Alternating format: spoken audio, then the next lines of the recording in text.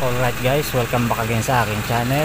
Today is Monday at araw ng buhos dito sa building na ginagawa kung saan ako na-assign. So bali guys, andito nga tayo sa Los Baños, Laguna ngayon, no? At yung building na ginagawa na to ay isang dormitory at walking distance lang from gate ng UP Los Baños. Bali kung estimating ko guys, yung distansya niya ay nasa 500 to 600 meters lang. Yes, ganun na siya kalapit. Kaya pwede nating lakarin, ano. At ito na nga guys, no, sinasabuyan na ng grout ni Manong yung bubuhusan natin ng simento. At lahat ng nabuhusan natin ng simento ay sinisiksik ni Foreman gamit ang vibrator para siguradong walang ampaw dun sa ating buhos.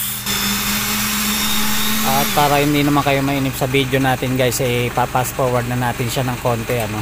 Nakakahiya kasi. Bago tayo nag-start ng buhos kanina guys, nagpadugo na muna tayo ng 3 manok, no. Nagkatay tayo tapos lulutuin ng ating cook. Alam niyo naman ang kaugalian nating mga Pinoy, no. Tuwing magbubuhos tayo ng poste o ng ganitong flooring, nagpapadugo talaga tayo para siguradong mas matibay ang ating buhos. Yung nakikita nyo na to guys na mas mababang flooring ay yan po ang abang ng ating CR. Lahat ng mababang ganyan at pati yung kwadrado na yon ay CR po yan. Katulad lang din po ng proseso ng paggawa ng ibang builder, ganun din po ang ginawa dito. Pagkatapos siksikin ng lupa ay nilatagan ng polyethylene sheet, saka pa lang inilagay yung ating bakal. Tapos yan nga, bubuhusan na natin ngayon. At habang nagpapatuloy ang ating video guys, ay shoutout ko muna ang napakahusay nating foreman na si Sir J. Artoralio. Ayan, napakahusay niyan guys. Hindi lang pang pamilya, pang construction pa. Yung building nga pala na to guys ay hanggang 3rd floor at meron siyang tigli-5 kwarto sa bawat palapag. And for today ay meron po tayong 12 workers. Kasama na po dun si foreman. At syempre guys, gumagamit tayo ng mixer para mas mapadali ang paghahalo natin ng semento, ano. Mas mapapadali yung trabaho natin pagka hindi mano-mano ang paghahalo.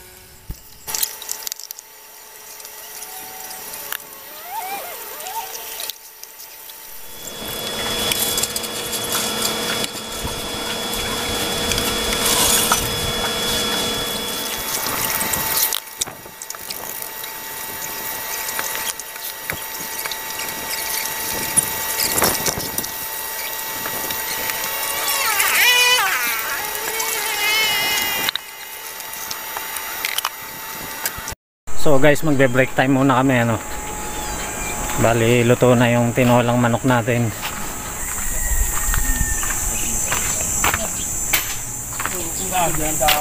Ano yung binigay mo siya? Hinog na yata yung papaya. Matamis. Ay? Grabing taba.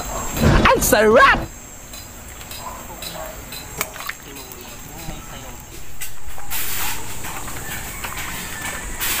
Yung nakikita yung kubo na yan guys, diyan ako pansamantalang nakatira ngayon, no. Medyo malapit lang yan dito sa site.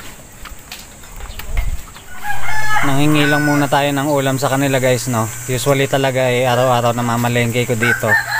Peace. Gutom ka na?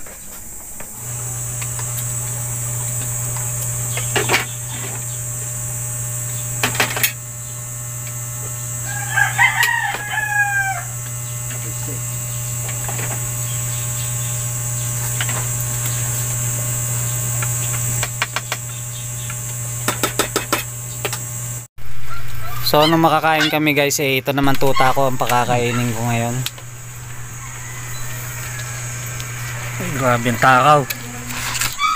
Impa mo, may sama.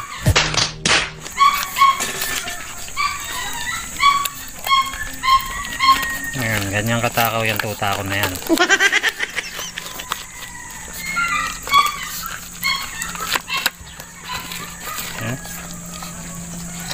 Makarating ka sa kalsada niyan.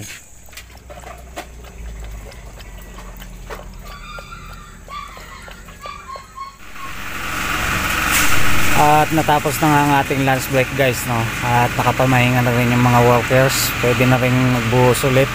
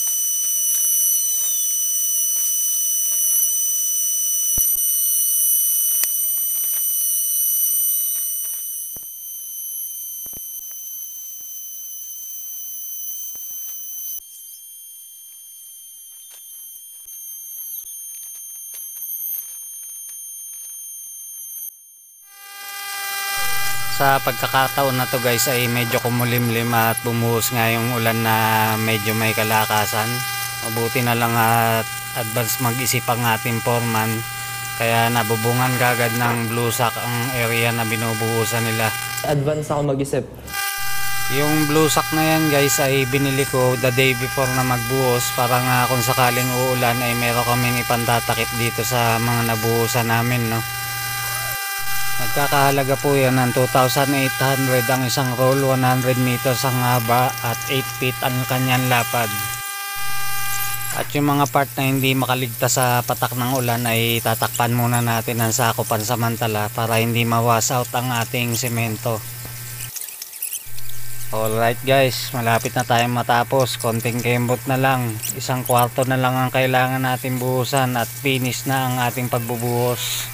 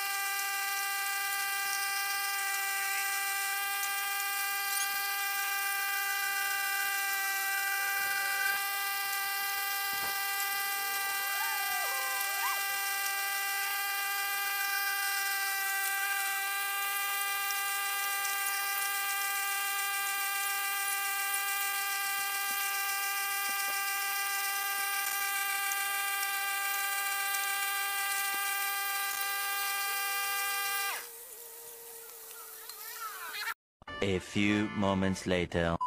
So ayan guys, no, medyo inabot lang tayo ng ulan, no. Yung mga sariwang buhos tinakpan muna natin ng sako para hindi masyadong ma-damage. So salamat Lord at nakatapos na rin tayo sa buhos dito sa ground floor. Ganun lang kasimple, ganun kadali, lalo pat hindi naman ako katulong na nagbuhos guys, no. Videographer lang ako. At yun nga guys, no, kasalukuyang nagbababa ng gagawing scaffolding yung pinag-deliver ni foreman. Moving up na tayo sa second floor next time. Kaya assemble muna tayo ng mga beam paikot.